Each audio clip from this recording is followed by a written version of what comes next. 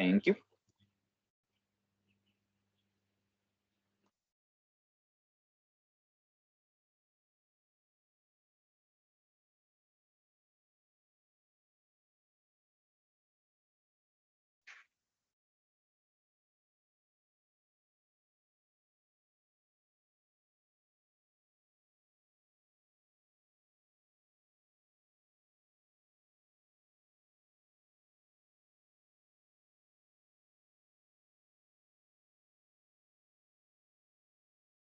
Hello, colleagues. Thank you very much for joining.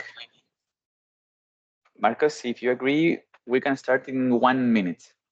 So Okay, sure. whenever you think you're ready, just go ahead. Thank you very much. Okay.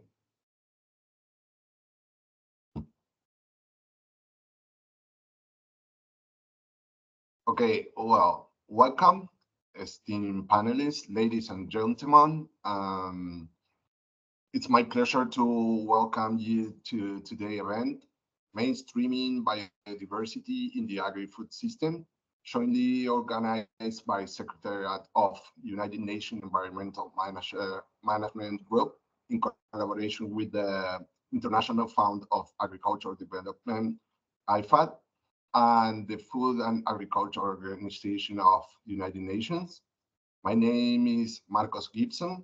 I'm Environmental and Climate Change Coordinator at Latin American Faculty of Social Science, FLACSO, and I will be guiding you through today's event as a moderator. Today's event continue with a series of webinars and exchange that are taking place through the year as part of the activities of the EMG Issues Management Group of Biodiversity, with the general objective of increasing awareness on knowledge on the United Nations Common Approach to Biodiversity and strengthen interagency dialogue and cooperation on the implementation of the global biodiversity framework. The work focus on agriculture and agri-food sector, and it's aimed at raising awareness on the importance of sustainable use of biodiversity across the agri-food sector, identify opportunities to guarantee the participation of all actors across the agri-food sector, and in support of GBF implementation, as well as promoting awareness and implementation of the United Nations Common Approach to Biodiversity. In addition, we will exchange on the best practice and lessons learned from the implementation of the concrete action that consider biodiversity across agri-food sector. Before kicking off the session, allow me to outline the overall shape of today's event. This is a 1.5-hour session with a keynote presentation and a panel discussion followed with a Q&A session. And in addition, we have prepared an interactive survey with 6 questions for your kind consideration that will be open during and after the event. You can access to the survey following the instruction available on the chat. So without further ado, let me invite Hussein Fadaye, head of the Secretary of United Nations Environment Management Group, for some opening and welcome remarks. Dear Hussein, the floor is yours. Thank you, Marcus. Good morning, good afternoon, good evening, friends, colleagues. It is a privilege for us in the Environment Management Group to have you in this webinar. I would like to sincerely thank colleagues from UNEP, FAO, IFAD, who have accepted and who have initiated the preparation for this dialogue. As it was mentioned, this dialogue series are organized in the context of the EMG Issue Management Group on Biodiversity, which is an interagency group established to support implementation of the United Nations Common Approach on Biodiversity. The common approach has been established in the UN system in 2020, since 2021, as an interagency tool to help UN system align itself and to be able for it to integrate the global biodiversity framework in its work at the strategic level, at the policy program level, but also on delivering on the ground. So it's really a tool to make sure that we are all speaking on the same language. We know in which areas we will have the most impact to provide support to member states, and also to create and cultivate a culture of environmental mainstreaming in the specific case of biodiversity in our organization. So I'm really thankful for all of you, especially IFAD and FAO, who have taken care of this webinar and had some preparatory sessions to sort of make sure that the angle is very clear what we want to present here. There has been a lot of discussions out there at the global level in terms of interlinkages between agro-food sectors and biodiversity. Of course, we would definitely build on those literature out there, but I would like us really to focus a lot here on, our specific agencies' experience as focal point organizations in these two important sectors. What are the challenges? What are the opportunities moving forward? What are the needs within the UN system in growing this culture? We do have also cases that demonstrates the importance of our collaboration and our attention to these two sectors at the country level. I'm very pleased that we would have Robert here bringing the case of Indonesia. We have, of course, James, who will bring an angle, and Catherine bring an angle from the NBSAPs. How are we actually including agri-food sectors in the NBSAPs partnerships and not only revision, but also implementation? And so on. So it's really a good contribution from the UN system to bring its own angle to this discussion, while of course we will be academic and while we'll be also talking about the interlinkages. So I'm very pleased to have this webinar. We will continue organizing these webinars in other sectors, being human, we just held one on human settlements and spatial planning. We would have more coming up on human rights, on the disaster, and so on.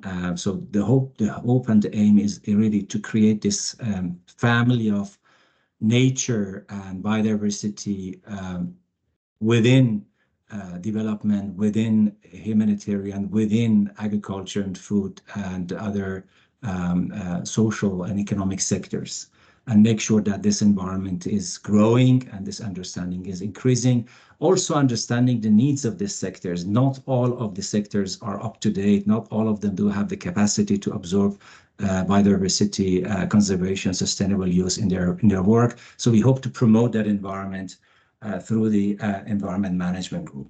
I will not take a lot of time. I just wanted to provide these points. I will be listening with you, and I would also encourage the panel to bring a discussion together.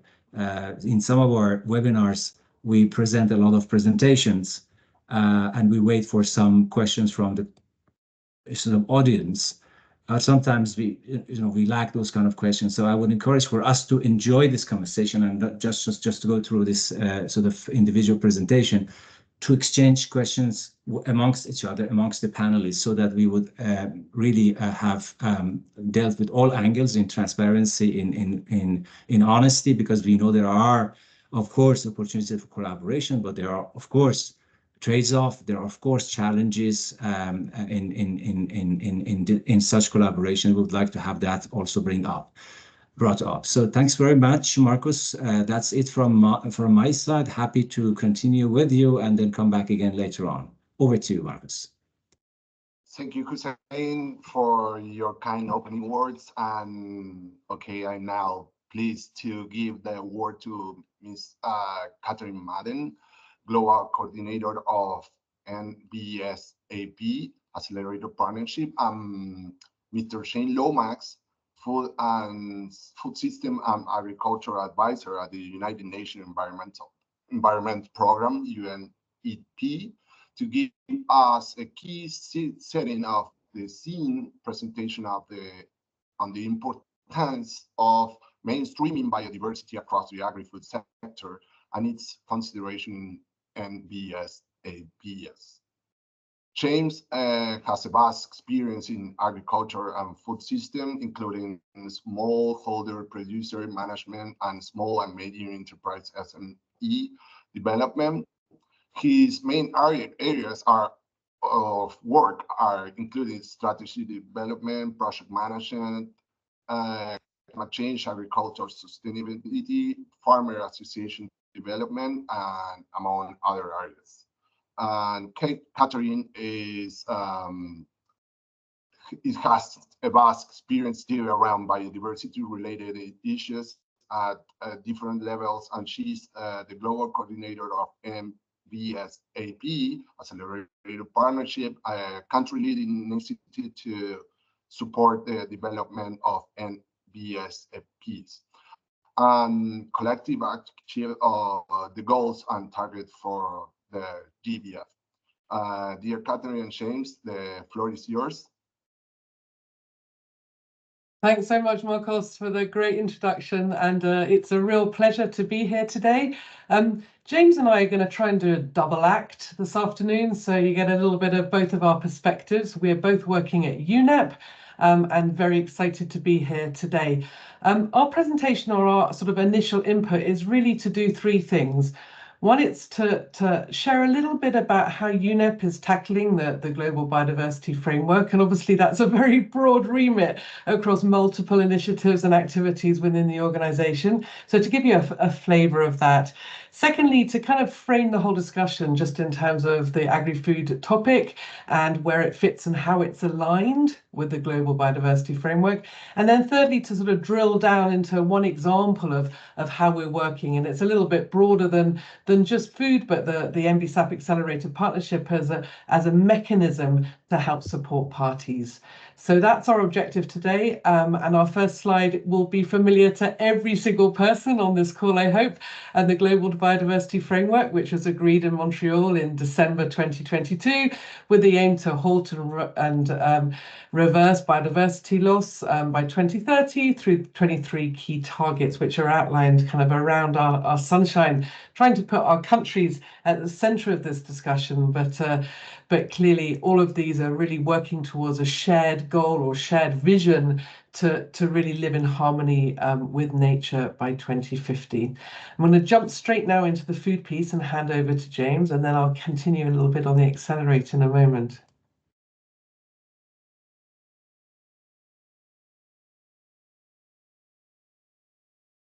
James, I think you're still on mute. I can't hear you. There we are. 5 years of working on Teams and we still get it wrong. Okay. Thanks so much, Catherine. So I think it's important that we understand UNEP's role in this. I think UNEP has a clear, we have a clear political engagement and support to the CBD Secretariat. That is absolutely what we provide. We galvanize collective action and UN support to implement the common approach. And I think that's where, of course, the EMG comes in and plays such a significant role. And we support member states to implement the KM-GBF. And of course, that's also with our colleagues UNDP. So these are the things that we do to support I think it's called the Biodiversity Plan now, right? If that could be a thumbs up. Is that a thumbs up? I think it is. So it's not called the KM-GBF now. So it's called the Biodiversity Plan. So it's about advocacy and engagement. So how do we generate that political momentum and resources for implementation, building capacities, of course, increasing transparency and accountability, and enhancing cooperation and synergies to ensure the whole of government and society approach, and of course, within the UN system too. Next, please. So why are food systems so important when it comes to achieving not only our biodiversity aims, but also to achieve environmental sustainability writ large? Global food systems for us are a key driver of, and critically a solution to, the triple planetary crisis of biodiversity loss, climate change and pollution. This is clear. And if we do not invest in sustainable food systems, then of course we are seriously putting our environmental health, our planetary health in jeopardy. And of course, food systems, given all the political momentum that have been built really since the summit, so really since 2020, actually through to the summit in 2021, it's a real strategic entry point to support the biodiversity plan, and also to really bring some of the MEAs together so that we can start to bring unifying and integrated approaches. Next, please. We have a very, next please, you have to click 3 times. And again, and again, thank you. So we have 3 really good, 3 important, if you like, pillars when it comes to triple planet, a planetary crisis. What I've done here, and their relationship to food systems, I've highlighted 3. So one is around the amount of reactive nitrogen that leaches into soil, rivers, etc. That is, of course, target 7. Restoration of 350 million hectares of degraded land between now and 2030 could generate 9 trillion in ecosystem services. Again, that is, let me think about it, that's 11, I think, the ecosystem services target. And I think when it comes to single gases, agri-food systems, etc., we're really in a situation where air pollution is really really creating huge problems when it comes to our biodiversity, of course, levels of biodiversity. If you go on to the next one, I just want to show you particularly why it's so important for us. And in the middle there, you can see these are the 4 priorities that we have within UNEP. They're still draft, but this is ostensibly where we are clustering our work, that we have nature positive and resilient agriculture. This is what we want to achieve: circular food systems, sustainable diets and health, and then the enabling factors. And we can see that there are many that are primary targets and some that are secondary targets that are specifically related to food systems transformation. So the opportunity here is huge to really integrate, bring together, and in a way combine the efforts that we have across the MEAs to really start to use the political momentum we have on food systems to very much achieve our environmental goals. And then the last one I wanted to put up here is just one example of a unifying factor that really talks about bringing the MEAs together.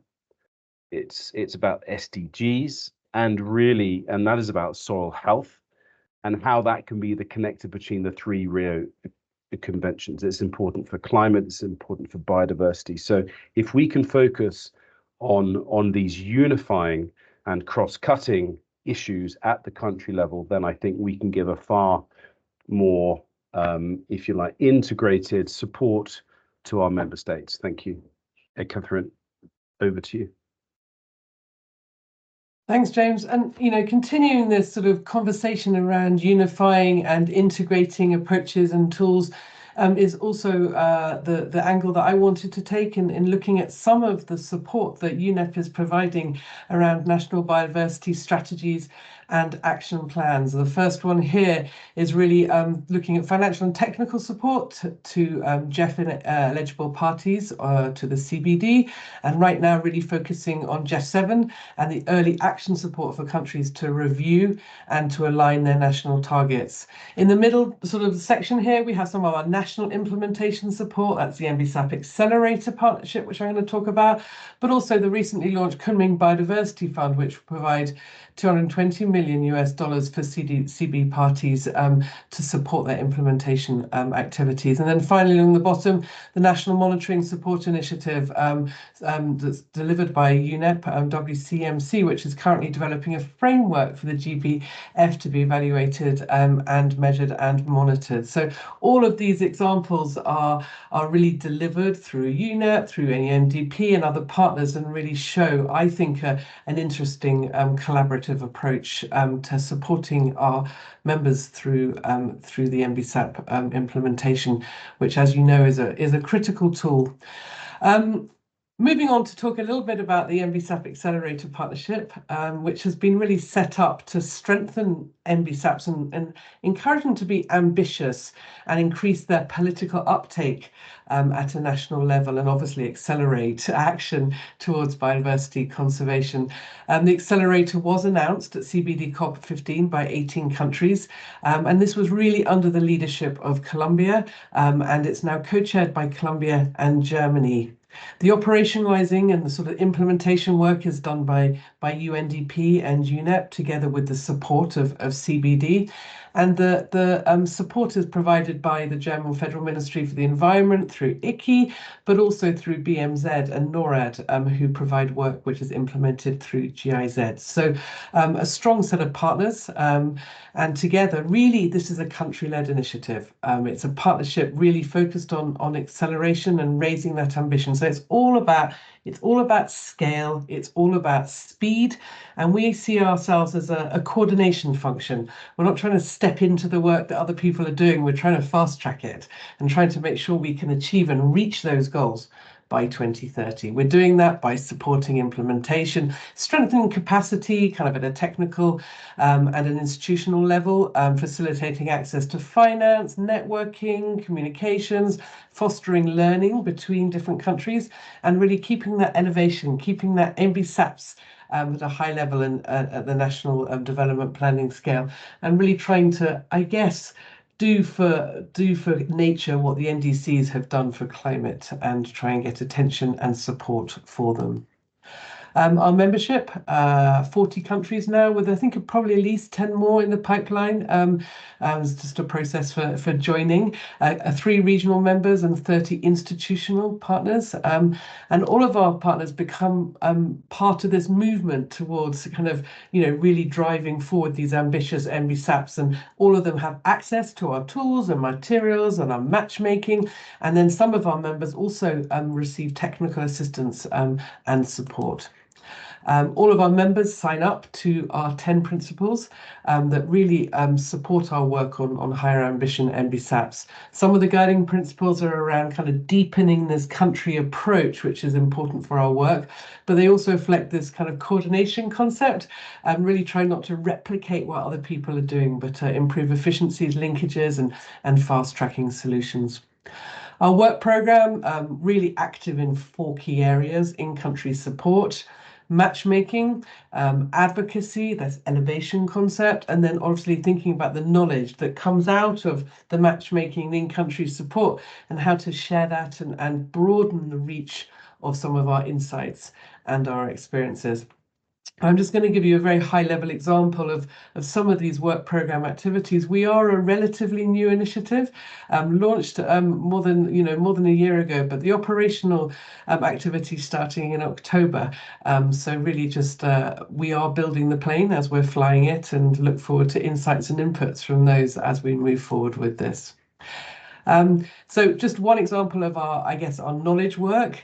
We undertook a survey with CBD parties from September to December last year, and countries were asked to reflect on the challenges and the difficulties in achieving the Aichi targets, but also to tell us where they were on kind of progress and on target setting. And what was clear is there's a real variety in terms of the need for countries. That probably won't come as a surprise to you. We didn't come away with, the number one issue for countries in implementation is X, but recognition that countries are in very different levels. Even if this information is self-assessed, it's still different potential.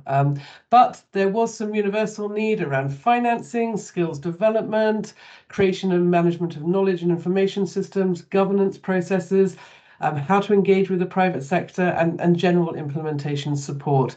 And specifically across targets, countries, again, self-reported, but said a strong likelihood that they could achieve targets 1, 3, 10, 22, and 23, but very unlikely to achieve target 15, which is around business and assessing business impacts, 18 on subsidies, and 19 on resource mobilization, which are very closely aligned to the previous slide from James on kind of, how this links into the agri-food sector.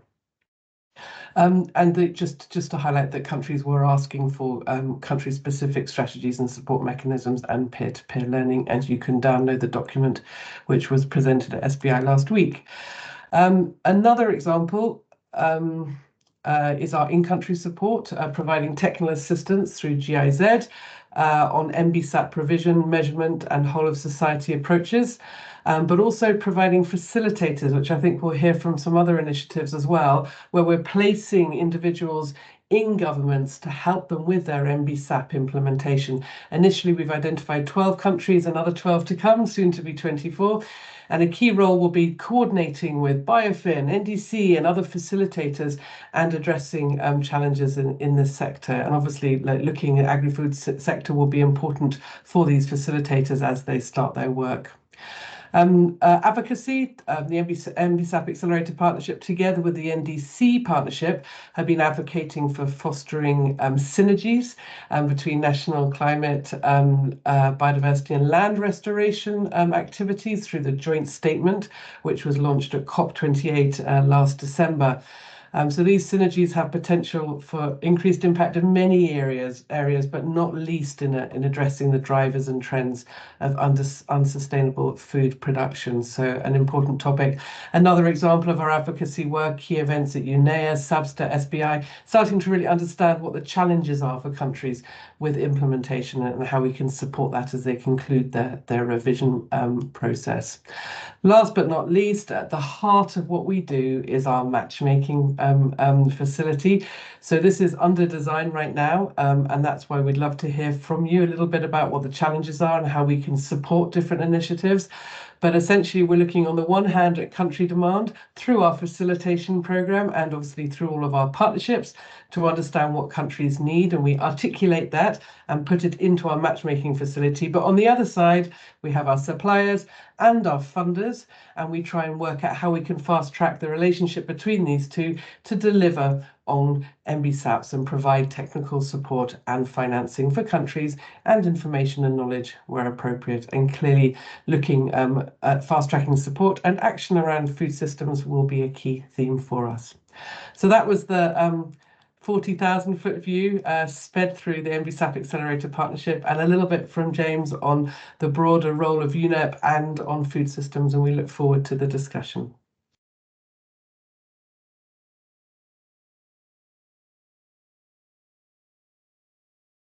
Marcos, you're muted.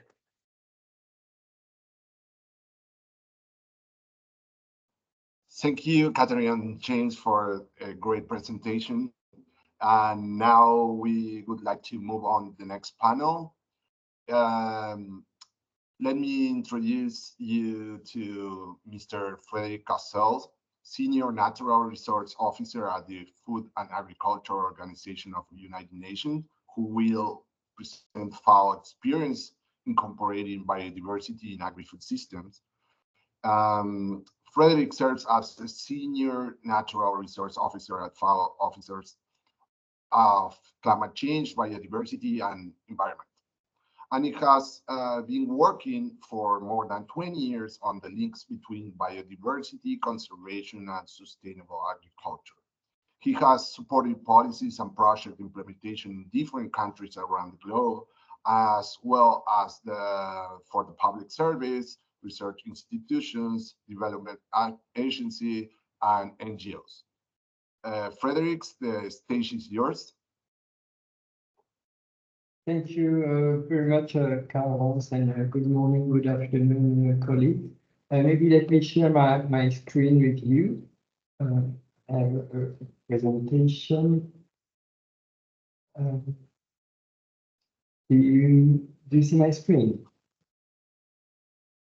Yes. Yes. Perfectly. Sorry?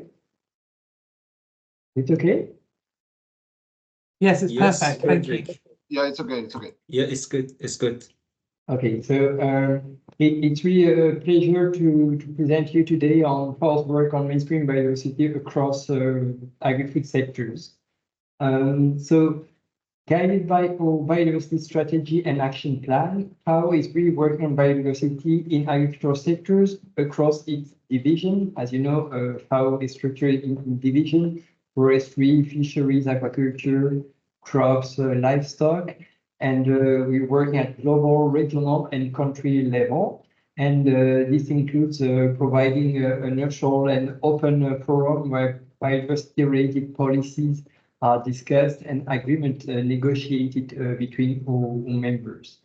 And we are also developing and hosting many biodiversity instruments and mechanisms, including the Commission on Genetic Resources for Food and Agriculture, the International Treaty on Plant Genetic Resources, the International Plant Protection Convention, and something which is also really important is that we have country offices in 130 countries. So we are directly supporting country in implementing a broad range of projects and programs on biodiversity. And you have the logo of a few of those programs on the slide. So the work of FAO on biodiversity is guided by this strategy. So the FAO strategy on mainstream biodiversity across agricultural sectors is organized around 4 outcomes. The first one is to provide a relevant support to members at their request. The second one is to mainstream biodiversity within FAO. The third one is to advocate for the role of biodiversity for food security and nutrition. And the last one is to strengthen the coordination and delivery of FAO's work on biodiversity internally.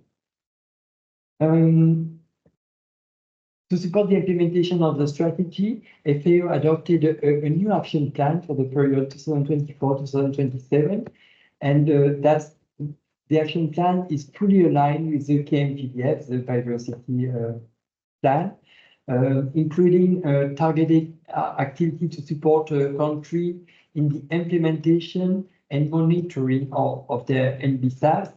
And we're also providing technical and policy support on the GBF targets of relevance to FAO mandate. And the biodiversity plan, the action plan also includes the launch and updating of FAO Biodiversity Knowledge Hub, which is a platform which provides access to biodiversity-related resources developed by FAO to strengthen countries' capacity to mainstream biodiversity in agri-food sectors. Because when the GBF was negotiated, we just realized that we're mainly Ministry of Environment and Foreign Affairs, and sometimes having no clue about agricultural issues and already existing instruments. And we saw that in particular for Target 10 on biodiversity-friendly practices. Yes, the country was just negotiating text and talking about sustainable intensification, while there is no definition, talking about agroecology, right, that definition by FAO. So we just realized that all the tools and instruments existing were unknown or not used. So we decided to develop that FAO Biodiversity Knowledge Hub. And that was also a request of CBD, and it was discussed at the last Substar 10 days ago in Nairobi, where there was a gap analysis made to support the implementation of the GBF.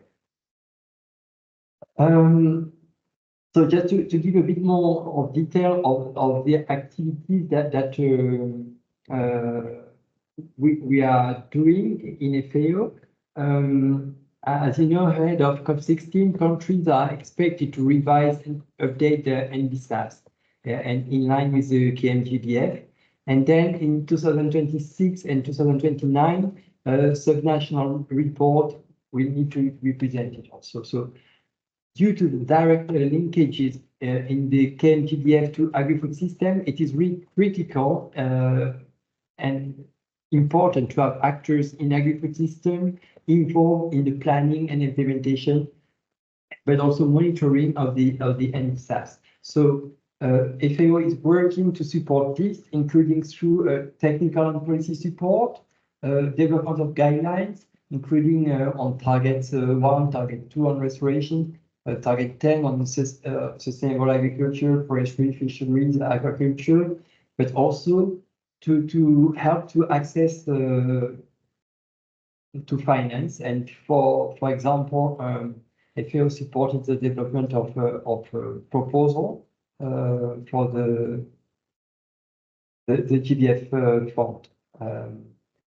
So and FAO is also providing support to collect data and information within 25 indicators in the KMGBF monitoring framework, and 25 of them are under FAO custodianship.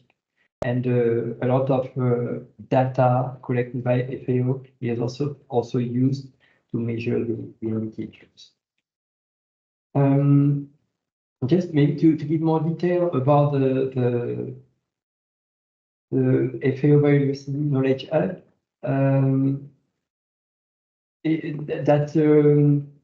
Knowledge Hub was launched in December last year for the first anniversary of the adoption of the KMGBF, and the launch was done in partnership with the Secretariat of CBD. And in the Knowledge Hub, you have different modules. The first module is a resource module, which includes over 350 resources, which users can filter, including by targets of the KMGBF. And many of these resources have been developed through intergovernmental processing. So I mentioned can have tools such as guidelines, voluntary guidelines, code of conduct, etc. And there is also a learning module which features over 20 e-learning courses related to conservation, restoration, and sustainable use of biodiversity for food and agriculture. And we have also a section on data and indicators that users can access information on over 25 indicators under FAO custodianship. And there is also a module on community, just to facilitate discussion among different countries or among different actors from different parts of the world. So again, this tool is really to support countries to develop the NDSAPs and implement NDSAP, and especially targets related to agricultural sectors. And it's possible to make research by selecting a specific target or a specific country or a specific approach, such as agroecology, etc.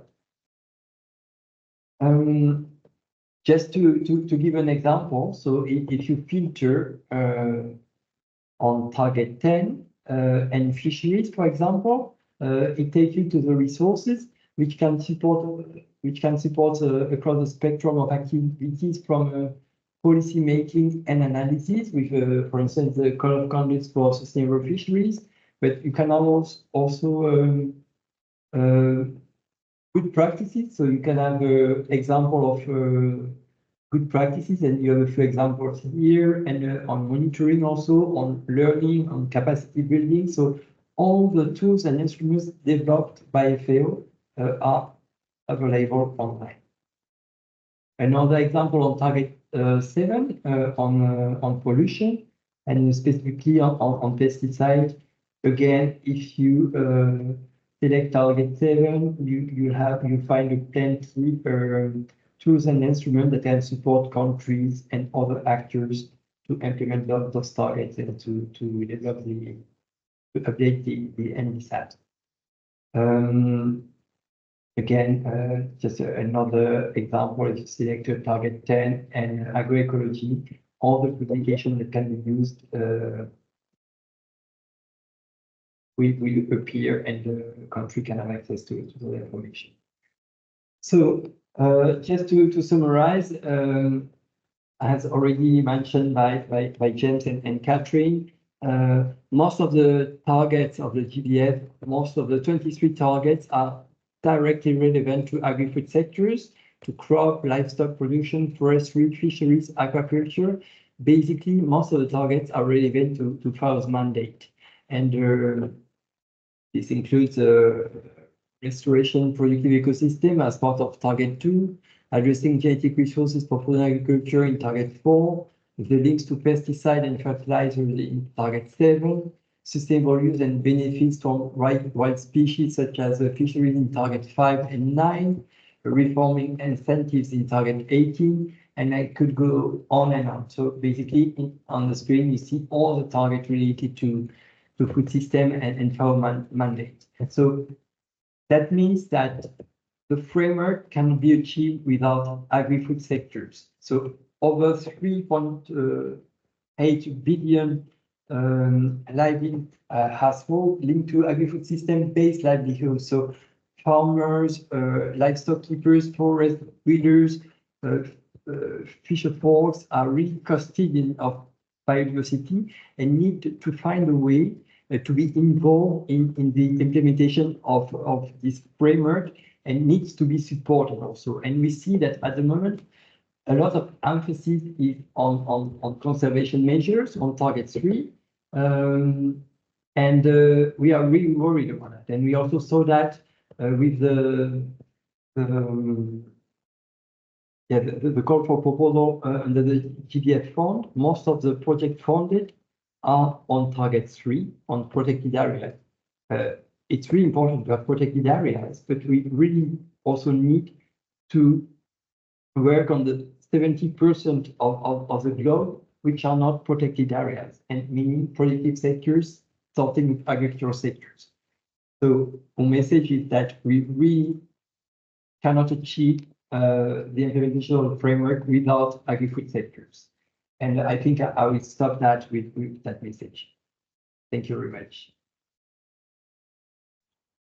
Thank you, Frederick. And now I would like to invite Miss Maria Even, Global Senior Biodiversity Specialist at the International Fund of Agricultural Development, IFAD. Maria contributes her expertise to design and supervision of projects, as well as policies engagement, partnership efforts, and knowledge management in the areas of agronomy, agricultural extension, and innovation system. And she has a vast experience of international cooperation around food security, gender equality, and agriculture, policy analysis, and other areas, of course. Maria will share IFAD experience supporting the implementation of GBF and mainstreaming biodiversity in agri-food sector across its portfolio of investments. Thank you, Maria, for your present today. The stage is yours. Thank you so much, and sorry for the attendance. That's a lot of presentation, one after the others. So I hope everybody can breathe, and I guess that was long. Let me also put my chronometer so that I try not to go too much over time. Okay, so as introduced, I will present in two main elements, what we do at the moment to mainstream biodiversity in our portfolio of investment.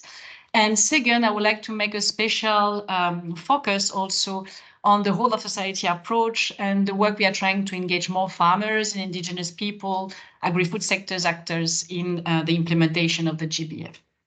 So first, I'll just present what we do in IFAD, which is very different from what FAO does, but we try to work in collaboration. So we are an international financing institutions. We are also a specialized UN agency, but we are first an international we're an international financing institutions, meaning we are providing loans, grants, and supplementary funds. Our main focus is on sustainable rural development, so food production, market, infrastructure, natural resource management, and our core target is on the rural poor. So we have a poverty focus, smallholder farmers, and so on. We also intervene across most countries, as you can see in the map, a bit less than FAO, but at least in most countries. And second, we have a set of framework that helps guide our work to make it more sustainable. 30% of our project need to be gender transformative, 60% nutrition sensitive, 60% youth sensitive. We need to have 40% in climate finance. And more recently, we adopted a target that 30% of this climate finance should be invested in nature-based solution by 2030.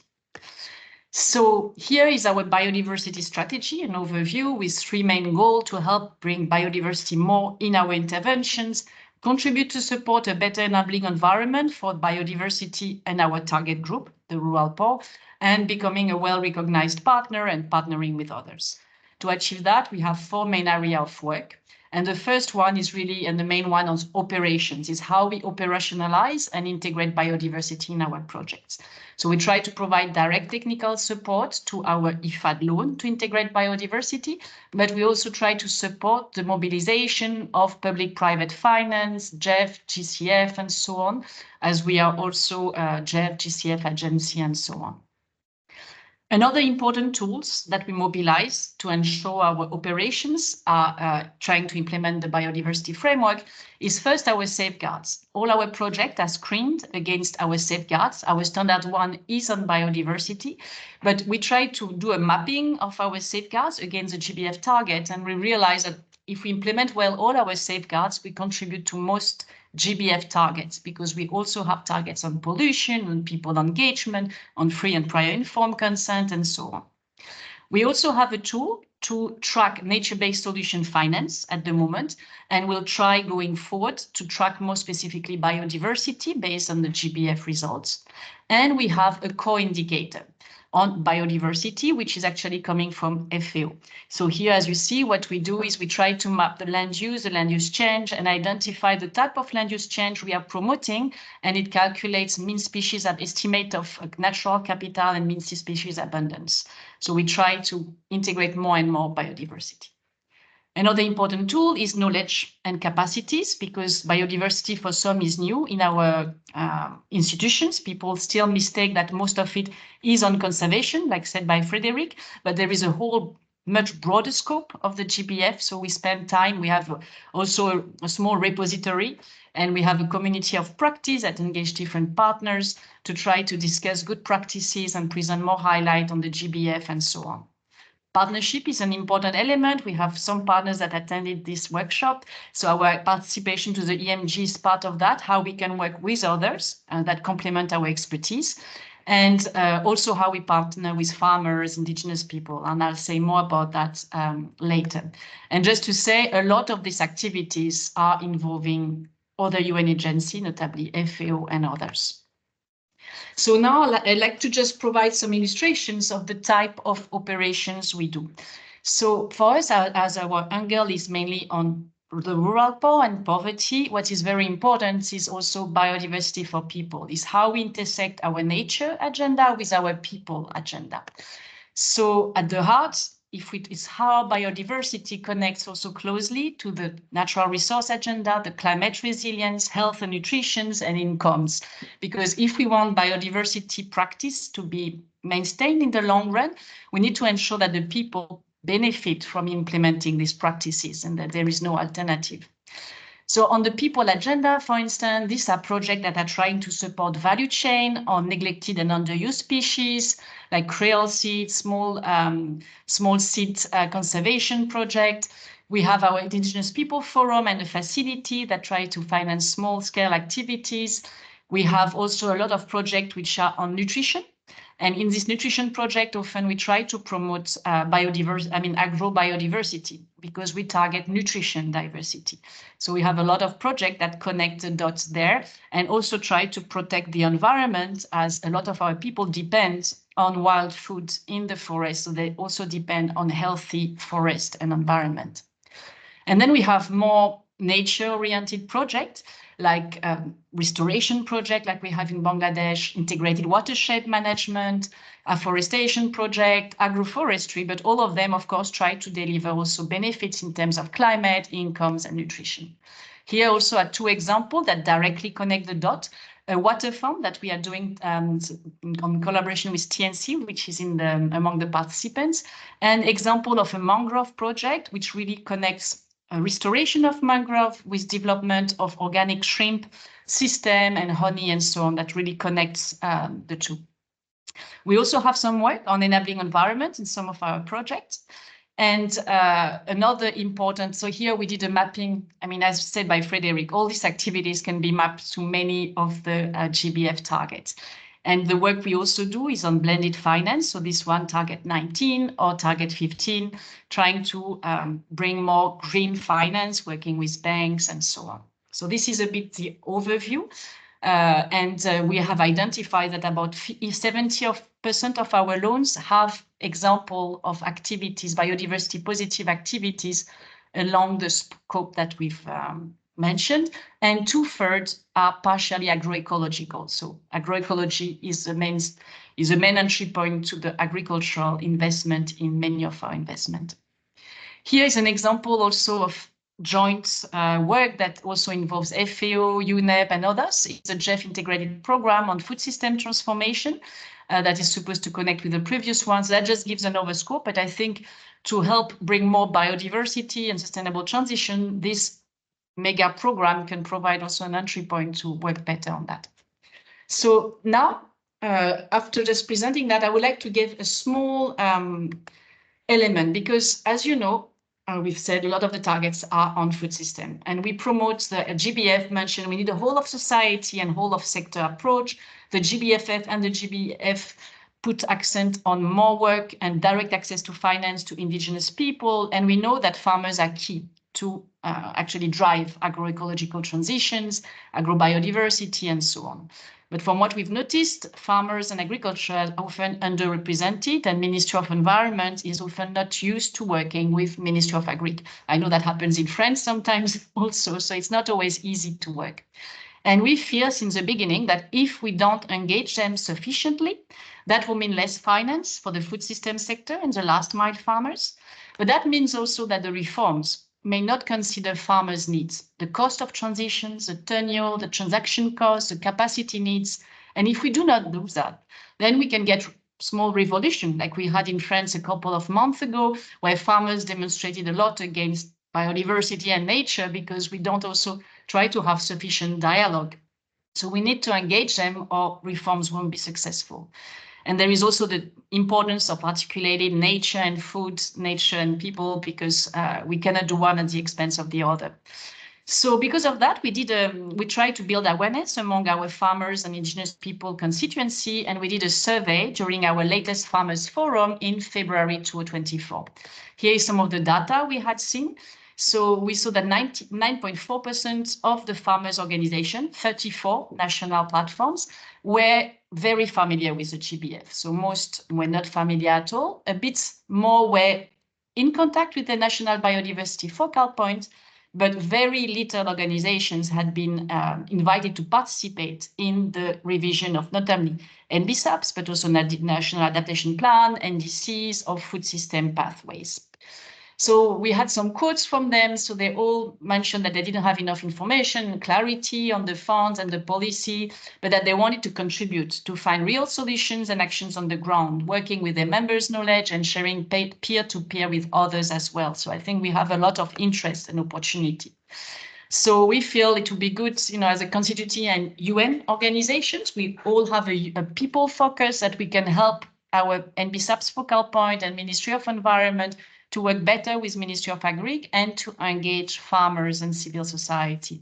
How we can build their capacities, how we can contribute to continue build more and more evidence on their roles, how we can support their participations in different COPs and BSAPs or governance, and partnership with relevant organizations on the ground. And here are some examples of the work we do that are directly involving farmers and indigenous people.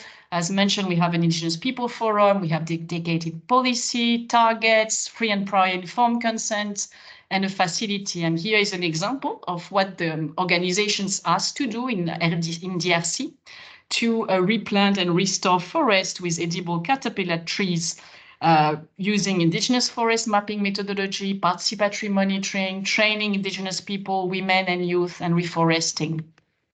And here is another example with an initiative led by farmers' organization to support agroecology transitions in Uruguay.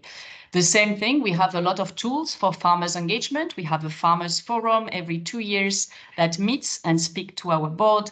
We have a stakeholder and farmers engagement policy and targets, and we have programs which try to support them. So here is another program where they collaborated with research to ensure local innovation network and delivery on the local ground with the farmers organization network. And that gives some example of how they contributed to agroecological transitions and ecosystem biodiversity. So at the conclusion, I just want to re-highlight, as has been said, we need to bring finance and farmers in the GBF. They're crucial. We need more finance for them. And as UN, we can play a key role to engage them, to build their capacities, to strengthen our own framework, and to facilitate more synergies between ourselves, building on our relative advantage. And I think we have opportunities coming forward, maybe in joint sessions for NBSAPs towards COP16s and the GBFF. Over. Thank you, Marielle, for very interesting presentation and for sharing IFAD experience. Thank you. And now we are going to the next to finalize this wonderful panel and section of today's webinar. I would like to open the floor to and ask for the presentation of Robert Steele, key integrated biodiversity strategy advisor at United Nations Environment Program, UNEDP, Office of Indonesia. Robert is an international specialist and is currently supporting the development of United Nations system-wide strategy on biodiversity in Indonesia. He has a vast experience and specialized in areas of sustainable development, education, environmental management, integrated sustainable planning and assessment, and other related matters.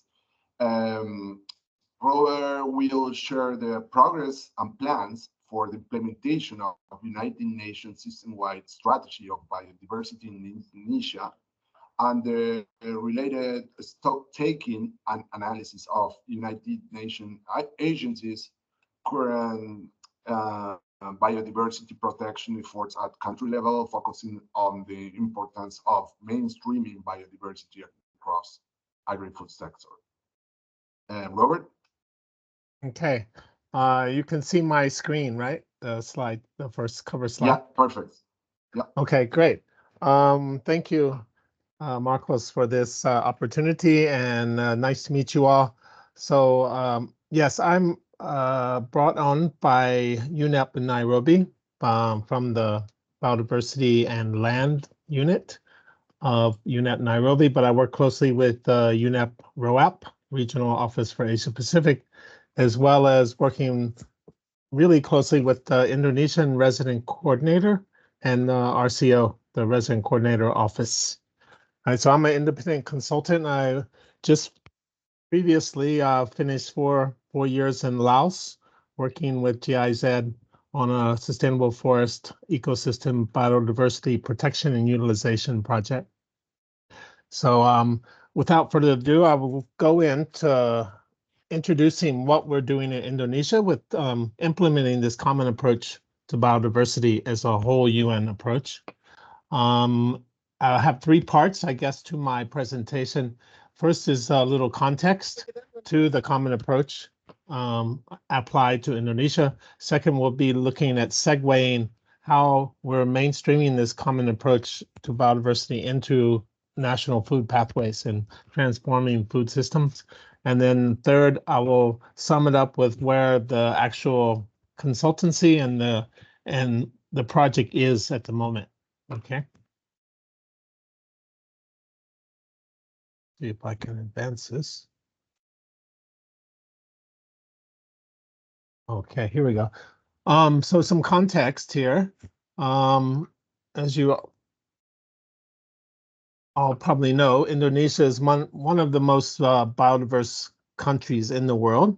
It is ranked 17th mega diverse country in terms of biodiversity, and it possesses 2 of the world's 25 biodiversity hotspots, 18 of the World Wildlife Fund's Global 200 Ecoregions and 24 BirdLife International's endemic bird areas. But despite all of this, Indonesia continues to see declines in its biodiversity. It ranks first, for instance, as the country with the highest number of endangered species in Southeast Asia. And also it has the highest number of declining species, representing about 21% of the total decline globally in biodiversity. So there we go. Really, the threats are probably very common to many other countries. Threats and pressures on biodiversity in Indonesia, primarily is deforestation, overexploitation of resources, particularly timber and fisheries, but also illegal wildlife trade is also putting some severe pressure. There was actually recently an article from Mugabe saying that out of 26 Sumatran rhinos have, or Javan rhinos, excuse me, have been cataloged as killed in the last 4 years out of a population of about 90. So that's quite distressing. So other threats, of course, are pollution, a lot from agriculture and also from industry, land conversion and alteration from agriculture, and also agroforestry concessions, and of course, climate change. Now, protecting nature must take an integrated systems approach. So I think the key message here is that nature and biodiversity and ecosystems functions and services form a foundation of everything. So thus, I think biodiversity through the targets of the GBF can be aligned with all of the goals of the Sustainable Development 2030 agenda, as is shown here. My second message is that, and this is very important for Indonesia, as I'll get into in a bit now, is that nature has economic value, right? Biodiversity is the basis of all human well-being and also much of our economic activity. And we know that these economic activities fuel the decline in biodiversity, while at the same time, most of these economic activities critically depend on biodiversity and ecosystem services.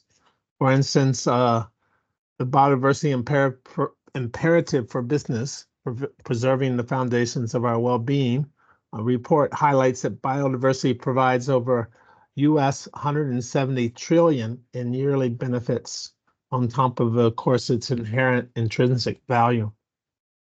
So I guess the key message is that transformational change is needed within the systems that underpin our economies and for them to benefit nature. So why is Indonesia speeding kind of fast on this to be the first country to, I think, as I understand, to really try to implement this common approach to biodiversity on the ground? One reason is that the United Nations Indonesia is currently working right now on its common country analysis to feed into the next UN's Sustainable Development Cooperation Framework, which the period of which it will start will be 2026 to 2030. So this will be start to be developed and go into consultation in September of this year. So this is one of the reasons for the expediency. The second reason is that the Ministry of National Development Planning, BAPANAS, plans to start the consultation phase of the MBSAP, or in Indonesia, they tend to call it the IPSAP, or Indonesian Biodiversity Strategic Action Plan. So the consultation process is supposed to actually have started in May. I'm not so sure where it is at this stage or whether it's late, but so that's another reason. Indonesia's Blue Economy Roadmap, which is moving into phase 2. Phase 1 is really the institutional coordination, architecture, and ecosystem building. So now we're moving into phase 2 starting next year, which is to develop Indonesia's blue economy as a new source of GDP growth. Fourth is that starting next year as well, Indonesia will go into its next phase of its national development planning. Both the a new long-term plan, 2025 to 2045, will be launched, as well as the medium-term plan. And then another reason for the expediency is that we recently had elections in Indonesia. And so President Joko Widodo, who has had 8 years in office, will be replaced by new President-elect Prabowo, who was his vice president, but also has a different vision. I think pretty much we're hoping it carries on the legacy, but he will be sworn in October. And then finally, as I kind of mentioned at the beginning, the next cooperation framework, where the RC and the RCO office is really looking to have biodiversity well placed within the CF, which the current CF that we are working under really doesn't mention biodiversity very strongly. And then for a country like Indonesia, that's, quite a handicap for the UN system. Recently, our President-elect Prabowo spoke at the Qatar Economic Forum, and he was in an interview here, and he was asked, what are the priorities for his new administration? And he highlighted these 5. First and foremost was food security and food systems transformation. This was number 1 priority he mentioned. Second was energy security, really talking about energy self-sufficiency and transitioning to green energy. In the Indonesia case, and the example that he gave was really because of Indonesia imports something like $20 billion of diesel every year. So they're looking to replace it with biodiesel. But that also is, if you understand Indonesia, where this would come from, would be coming from palm oil, and that is great pressure on biodiversity. The third key priority is poverty reduction, and then eliminating hunger and improving nutrition. And this is also ties into this blue economy and blue food. Just example, I was there last week, and Bapenas was showing us one of the products that they're supporting through the private sector, which is milk powder from fish. So it's totally coming from fish, but it's milk powder with very high protein level and omega-3 and 6. So that was quite interesting innovation of how they're using biodiversity and like fish catch to build the protein level, because protein intake in Indonesia is he said, the lowest in ASEAN. Okay. So fifth was GDP growth of 8% by the end of his first administration. Right now, Indonesia sits at around 5%. So he was asked in the interview how this would take place. And he said, well, Indonesia is blessed with a great natural resource basket. And so all of this will be based on processing, this is a direct quote, processing of our country's natural resources. So this, of course, belies that, yes, we need to do that, but how do we protect nature at the same time? So the convergence of catalyst enablers for this common approach in Indonesia, first and foremost, I think starts with what we've been talking about, the Kunming-Montreal GBF that was adopted in 2022, and Indonesia is one of the ratifiers, as well as this common approach framework is coming out of the UN and the EMG group, or EM group. Third is that Indonesia has stepped forward, I think, with Brazil to really lead through example for one of the SDG high impact initiatives, which is the thematic hubs, nature driving economic transformation. So this is Indonesia, as I understand, have to report back in September on some of their progress of implementing this. So we hope to have this common approach ready and agreed with our partners in the government towards helping them achieve this thematic hub of the SDG High Impact Initiative. And as I already talked about, the IPSAP is launched, the Blue Economy is a part roadmap, as well as the National Blue Agenda Actions Partnership, which I'll talk about a bit more, are all moving toward the second phase. And then, of course, the CF. So these are the real convergence of all the catalysts. So timing is quite special here in Indonesia and really is a great opportunity. So if we look at all of the frameworks and how this is converging, we can go from the SDGs, the 2030 Agenda, the GBF, as well as the Paris Agreement. And all of this is driving into this nature driving economic transformation high impact initiative, which, as I said, Indonesia itself through Bappenas has stepped up to be one of the country leads. This will interface, and this is what we're trying, my work and with the RCO, trying to use this common approach to interface with the IPSAP, the new IPSAPs that's coming out, and to make sure that it connects with the existing existing framework, policy frameworks, which is the NDC, is the Blue Economy Roadmap, as well as the National Regional Spatial Plan, and also Indonesia's Strategic National Pathway for Food Systems Transformation and National Food Systems Summit Dialogue Platform. And then all of this will segue and hopefully come out and be apparent in the long-term national development plan and the medium-term plan, which are right now are in draft stage, but because of the new president and administration, there will be a lot of room for I guess adaptation from its current form. Sorry, I'm having it. There we go. So in terms of the relevance of, and I think this has been covered by several people, of the GBF targets to sustainable food, I also have targeted which ones are appropriate. You might see a little bit differently, but I have 14 here, and I'll move fast from here. But for Indonesia, what we're looking at is as I said, to segue and to connect the MBSAP, right?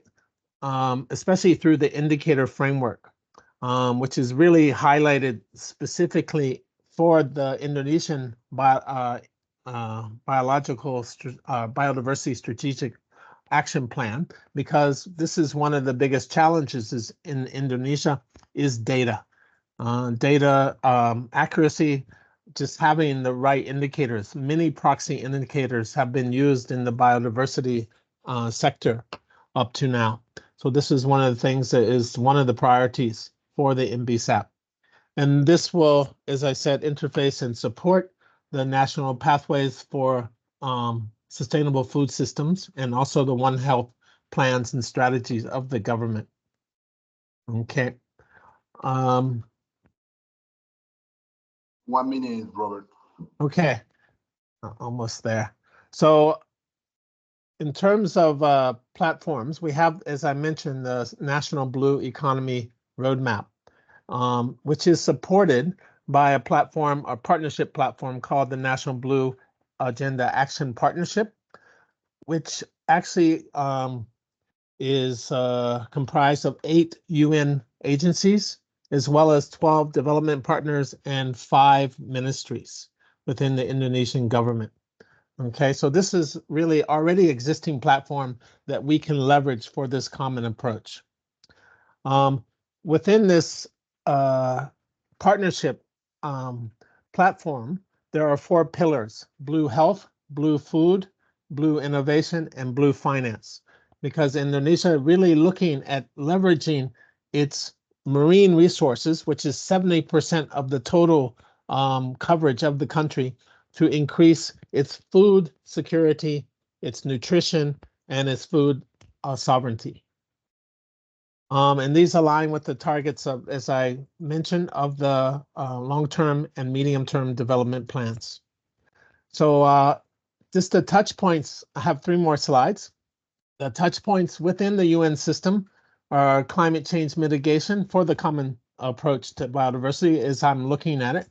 The climate change mitigation adaptation, disaster risk reduction, blue carbon management, the action agenda partnership, as I mentioned, agricultural system transformation and crop diversity, green renewable energy transition, forest health and forest peatland and non-forest land restoration, which is a big priority of FAO here, One Health framework, women's empowerment and engagement in climate change and food system transformation. Oops, sorry. Financial innovation. There's a lot of innovation happening in the financial instruments here in Indonesia, as well as labor force strengthening, human rights and indigenous rights, and pollution, urban development, and geoparks. So you can see all the UN agencies that have possible to be able to touch with biodiversity through their work. Many challenges exist. I won't go through that given the time, but you can see those. And then my last slide is really this early thinking about what is the strategy for us here in Indonesia to implement this common approach. So one is demonstrating biodiversity value and multiple benefits through nature valuation accounting and integrated system approach. Second, strengthening the UN unity on biodiversity, okay? Speaking with one voice. Capitalizing on UN expertise, technical skills, convening power, and resource mobilization. Multilateral partnership platforms, as I already mentioned. Promoting Indonesia's leadership on biodiversity on the international stage. So really trying to invite Indonesian leaders, both the president, the vice president, as well as cabinet members and ministers to the international stage to speak on biodiversity. And because Indonesia has stepped forward on this high impact initiative, that is possible, as well as with the BBNJ, that is, they're also working to be a ratifier. Leveraging many international financial instruments that have been mentioned, as well as a lot of innovative national financial instruments, blended Sharia financing, green bond, blue bond, SDG bond, as well as biodiversity tagging, which is now in discussion with the Ministry of Finance. They've already implemented climate change tagging for the past 6 years. So now BioFin is following up with the ministry to try to see if biodiversity tagging would be possible in the future. Of course, coordinating mechanism within the RCO itself, and finally, biodiversity advocacy to the Indonesian public is one strategy area, as well as leveraging the UN's digital strength. The UN Global Pulse Lab is located in Jakarta, and it's quite innovative in how they're using data for quick responses. So this is my mission. It started in February. We will wrap up the stock take in June, as well as the common country assessment on biodiversity, and then start to develop the integrated strategy by the end of September. This is basically all the consultations that I've had up to now. I've had 2 missions in Indonesia, plus many online calls. And that's it. Thank you very much. Thank you, Robert, for sharing this presentation. It was wonderful. And hopefully this ongoing process in Indonesia can guide and serve as an example for other countries and United Nations country teams around the globe. Now I'm gonna thank all the panelists for their participation today and sharing their insights, views, and lessons learned. Now I would like to open the floor for any question, comments, insight you might have for the panelists. For this, please virtual raise your hand.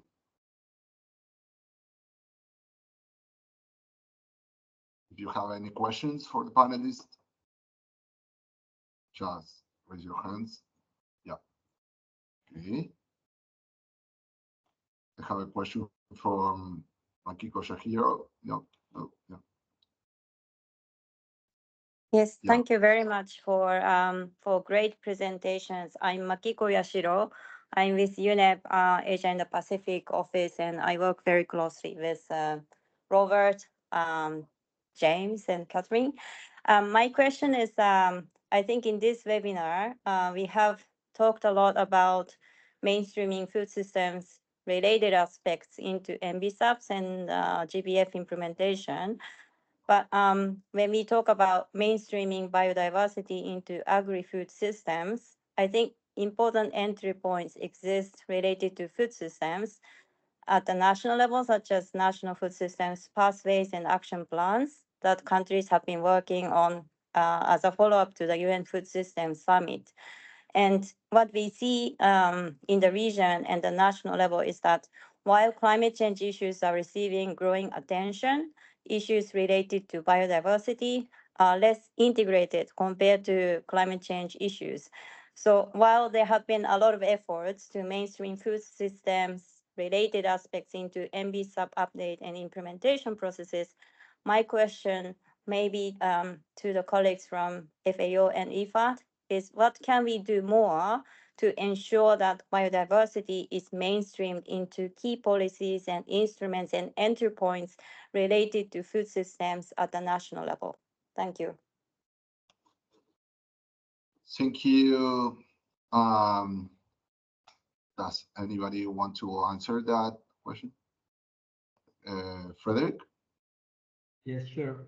Yeah, no, that's a really relevant question, and thank you for the question. And yes, it's really important to mainstream biodiversity across agricultural policy. Then you mentioned the food system pathway, and in FAO we are currently doing an analysis of the food system pathway, and we just realized that biodiversity is just not there.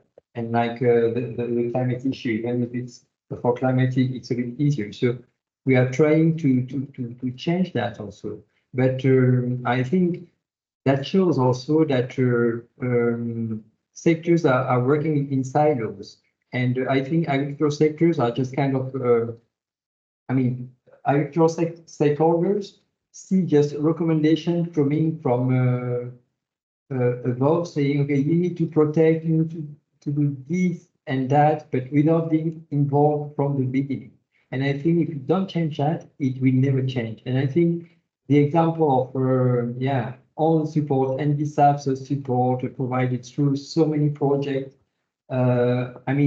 without actors of agri-food sectors not involved, it will never change. So if we don't involve agri-food sectors from the beginning, the food system pathway will remain the same, and biodiversity won't be mainstreaming. So I think that's, and I see Marriott nodding, that's the message that IFAD and FAO is trying to pass. Okay, we can continue business as usual and say, provide a long list of what agricultural sectors need to do, but if we don't involve them from the beginning, they will never do it.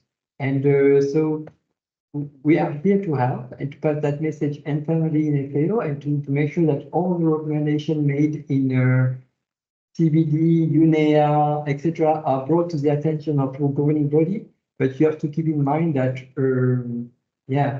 decisions on agricultural sectors are taken in FAO. So, and even if there is a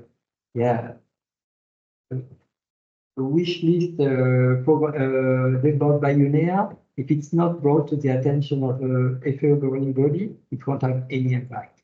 So I think the only way is just to work together, basically, and which is not really the case anymore. I hope I answered your question. Thank you. Yeah, thank you, Frederick. Okay, another question, Janice. Thank you, Marcus. Hi, everyone. I'm Yanis from UNEP and also the EMG Secretariat. I have, again, a question for FAO. It's been a very interesting discussion, very dense, a lot of information, but I was particularly interested in the knowledge hub of FAO. It's a very practical question. I just wanted to know who your target audience is specifically and what you do to make sure that the right people get access to it, because, you know, there's a lot of these information tools and it's always a challenge, like how to get this to the people on the ground.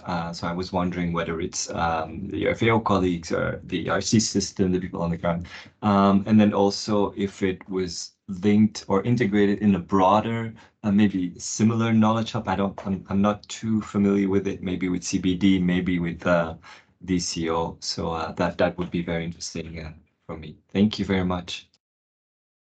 Thank you, Yanis, for your question. I'm sorry, I'm taking it for again. I think the question was for me this time.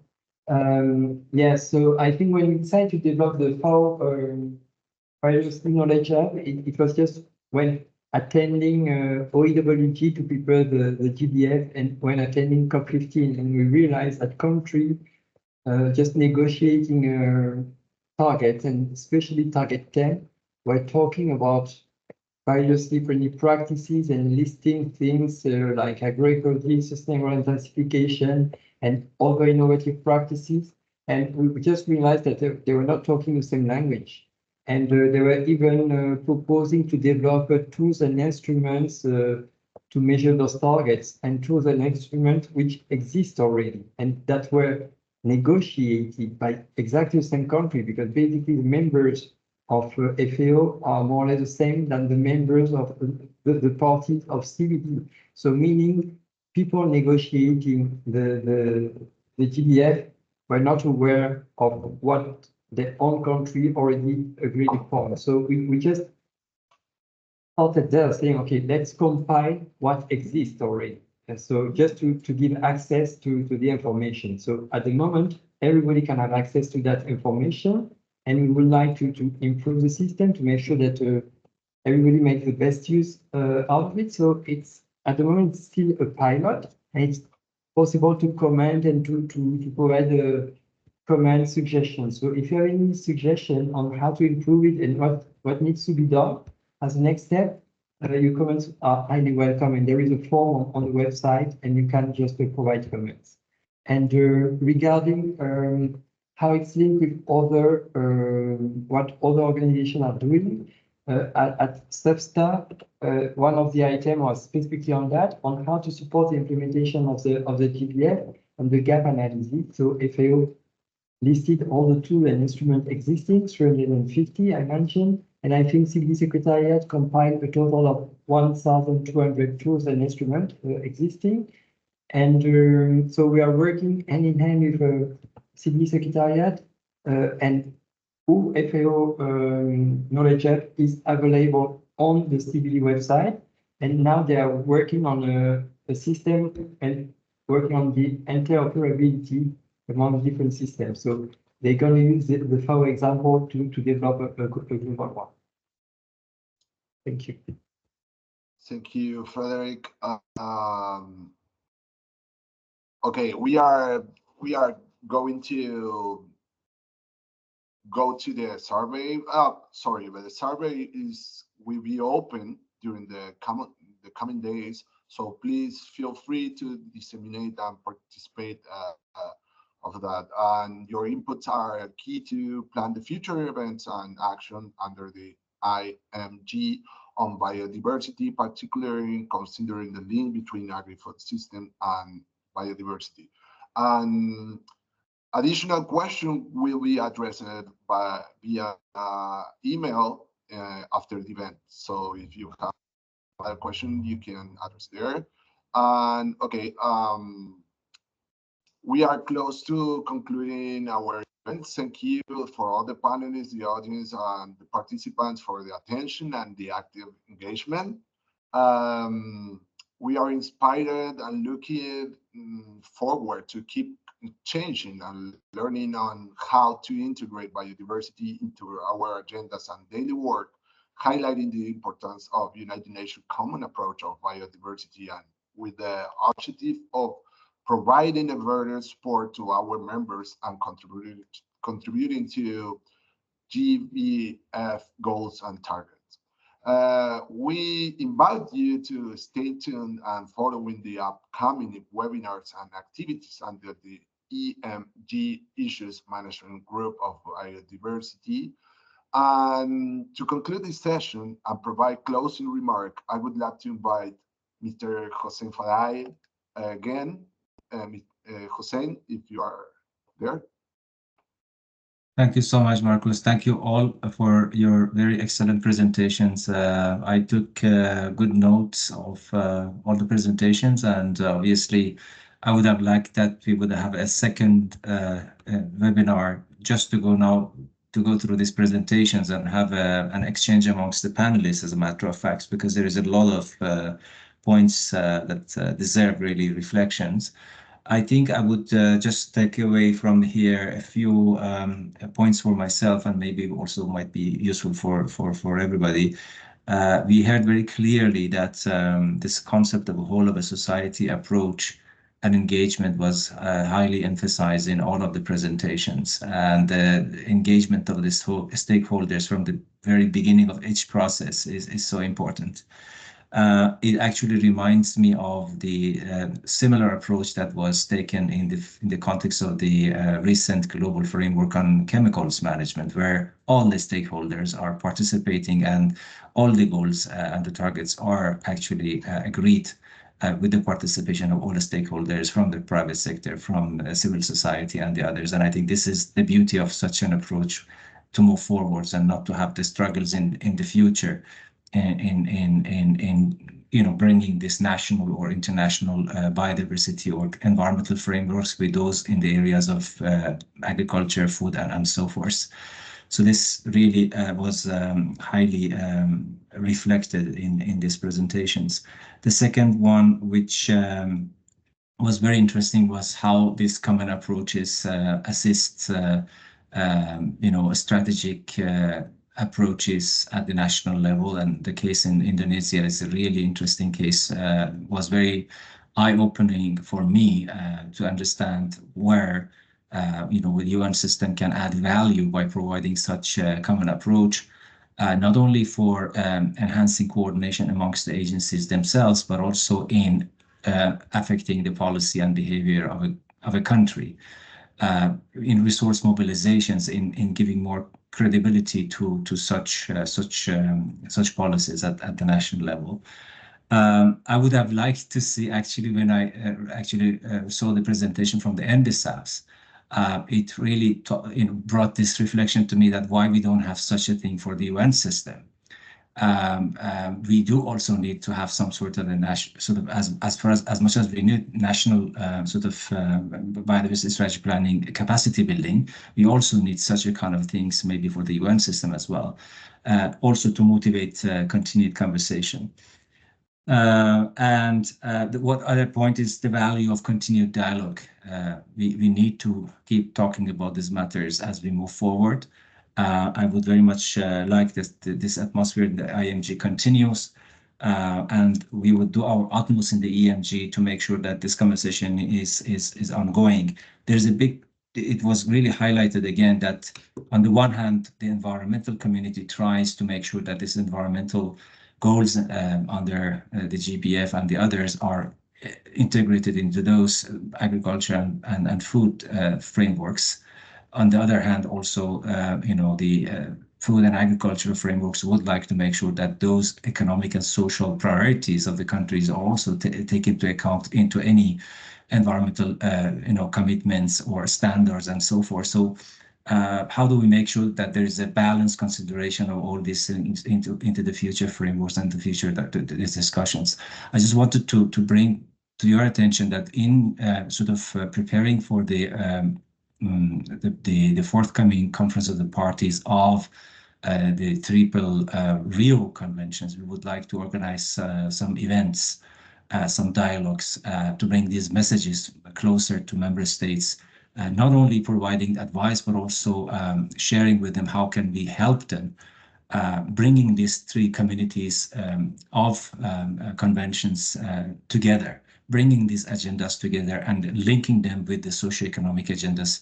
So we would very much look forward to the preparation of these discussions and engaging you also closer as we move closer to these COPs. With those, again, thank you so much. We took more time than was expected, a few minutes, but I just wanted to really, really thank again FAO, IFAD, for their leadership in organizing this, and also UNEP. James, you have been the cornerstone in these discussions on agrobiodiversity for years now. Thank you so much to all of you, to Marcos, to Steve, and to Robert. I look forward to our continued collaboration. Thank you so much, and have a very successful continuation of the day. Bye-bye. Thank you. Bye-bye. Thank you. Thank you, Hussein. Thank you to everybody. Thank you so much. Bye-bye.